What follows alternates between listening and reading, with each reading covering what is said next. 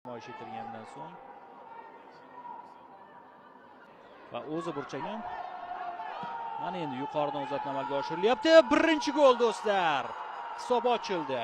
7-daqiqaga kelib Nepal terma jamoasi burchak zarbasidan so'ng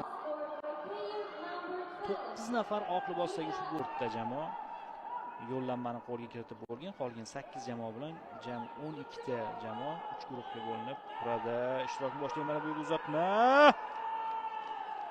Gol bo'lyapti. Bu safar ham gol urilsa, burchak zarbalaridan bemalol gol kutsak bo'ladi. O'tkazildi. Zarba darvozabon qiyinchilik bilan qaytaryapti. Mana shu o'xshamak. Kechroq 20:30 esa O'zbekiston terma jamoasining o'yini bor. Bangladesh bilan. Mana bu hozir gol bo'lishi mumkin.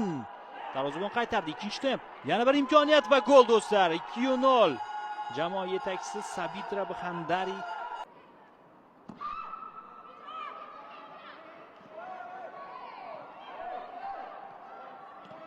mana ikkinchi gol. Yuqoridan darvoza tomon. To'g'ridan to'g'ri zarbami? Ha, himoyachi darvoza tomon ketayotgan to'pni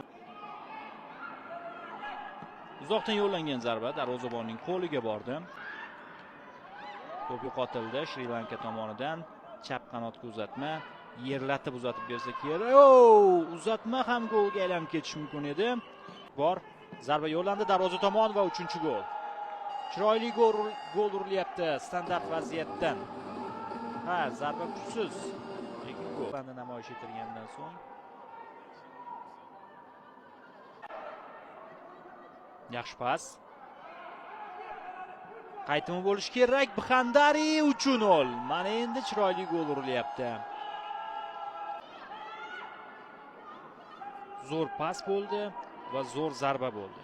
Bu bitta chap qanotga ko'chirildi. Yaxshi o'yladi. Gitarana uzatma 4-gol. 4-0. Gitarana chiroyli pas amalga oshirdi. Bizga takroriy lavha namoyish etiladi. Bu boyagi gol, 4-gol. Bittada uzatma amalga oshirdi. To'pni to'g'rilab ham o'tirmadi. Ruxsat berildi. Zarba yo'llandi. 5-0.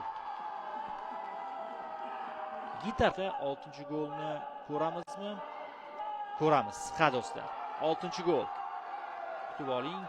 21-raqamdagi himoyachi, 9-raqam egasi darvozaga zarba ustunga tegyapti. Birinchi taymda o'z standartdan gol urgan edi. Yani darvozabonga eng ko'p yordam berayotgan o'yinchi. Bu esa boyagi chiroyli harakat, uzoqdan yo'llangan zarba rikoshet. Darvozabon ham qaytardi.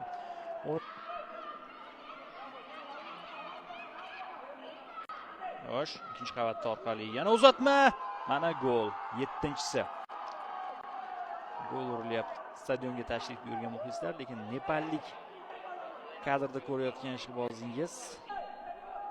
Hozir esa burchak zarbasini kuzatamiz. Mana bunday pas amalga oshirildi.